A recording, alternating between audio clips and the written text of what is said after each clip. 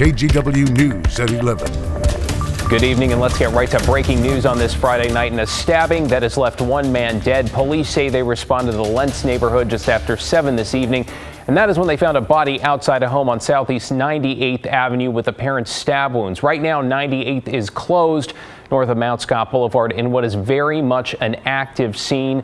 No arrests have been made. We will update you, of course, as we learn more.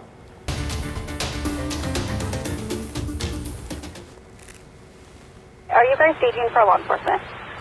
We have history at this house with weapons. No, I do have confirmed 3 patients. They're all unconscious.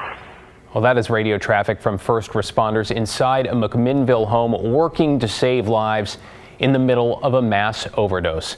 Thanks for joining us. I'm David Molko. One woman died and 6 other people were hospitalized, it appears, because of fentanyl. And as Tim Gordon reports tonight, the scale of the emergency with so many people at once in some ways seemed to overwhelm the response. I do have confirmed 3 patients. They're all unconscious.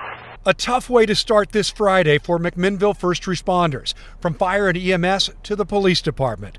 Called to this home on Northwest Cedar Street about 1 a.m. Inside, they found 4 people unconscious, 2 in cardiac arrest, and all the signs of fentanyl overdose.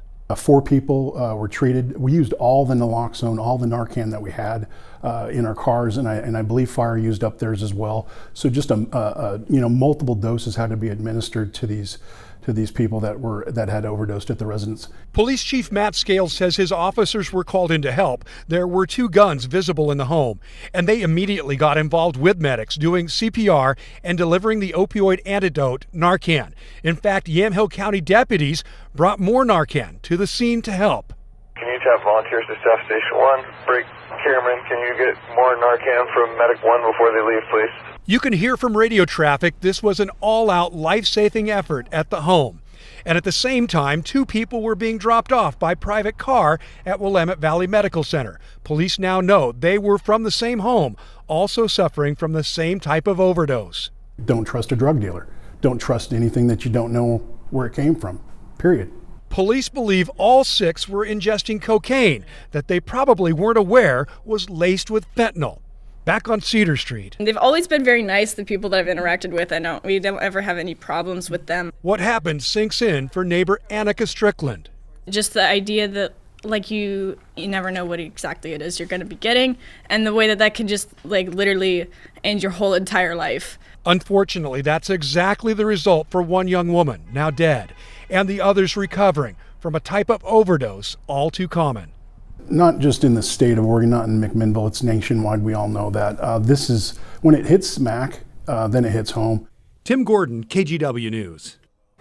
Let's get to an update tonight on the explosive allegations that Oregon Liquor Commission execs were reportedly skimming top shelf bottles for themselves. Oregon's Attorney General has now opened a criminal investigation. Alma McCarty is in the newsroom tonight. Alma, walk us through what we know so far here. Well, David, Ellen Rosenblum today announcing she is looking into ethics violations related to both commission staff and, she says, possibly others.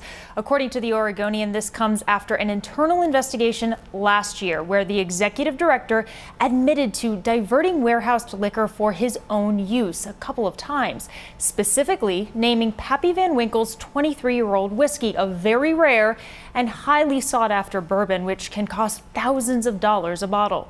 5 other officials were also reportedly implicated doing the same thing, having the liquor sent to the liquor store where they then bought it and kept it for personal use or as gifts.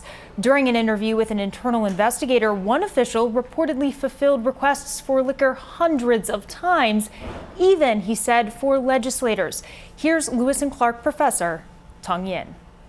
I think the investigation itself is just simply an indication that this matter is serious enough in some sense, whether it's the scale of potential misconduct or simply the public confidence in the government, that it warrants at least having an investigation so that the public will understand that, hey, these are government regulators. In a sense, they have power over the rest of us, but there are watchdogs who are going to look into the matter.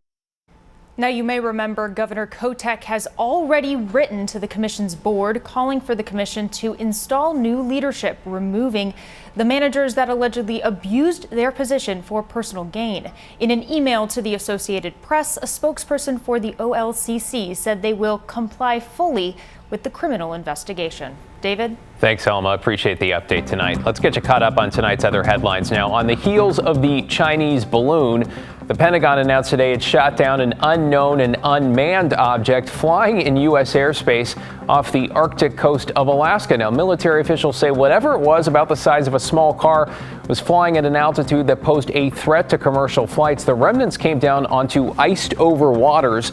Officials say they should be able to quickly recover the debris. A partnership designed to clean up Portland camps on ODOT land is already out of money. ODOT says it provided the Rose City with $2 million for the fiscal year, which ends in June. It is now up to the city to manage those funds, they say, and it appears the money has already been spent. Now, both say they are working to find extra funding. And you're looking at a traffic alert for this weekend that's underway right now. The Morrison Bridge shut down. Live pictures here to all vehicles plus bikes and pedestrians as of about an hour ago. Now, this is for painting and maintenance, which is going to run through the weekend. That wraps up at 5 on Monday morning. County officials say they have more closures planned for the end of the month and at the beginning of March. Well, a building that once held Portland's oldest Chinese-American restaurant has a new owner. Apano, the Asian Pacific American Network of Oregon, bought the Canton Grill building at Southeast 82nd and Division. And instead of ripping out memories and starting over, they're asking the community to weigh in. So far, Apano says they've received more than 100 responses through a survey. Some want to see the building turned into a green space. Others prefer affordable housing or new health services, and yet others spaces for childcare or youth services. But the network says no matter what it evolves to, they are planning to keep culture and community at the center. This is a business that was open for 76 years, and just everyone that you talk to has really great memories of coming here to get food, to sing karaoke, to be with friends and family. So, we want to preserve an element of that and also look to the future. No final decisions yet as far as timeline goes. Duncan says they are taking things slow.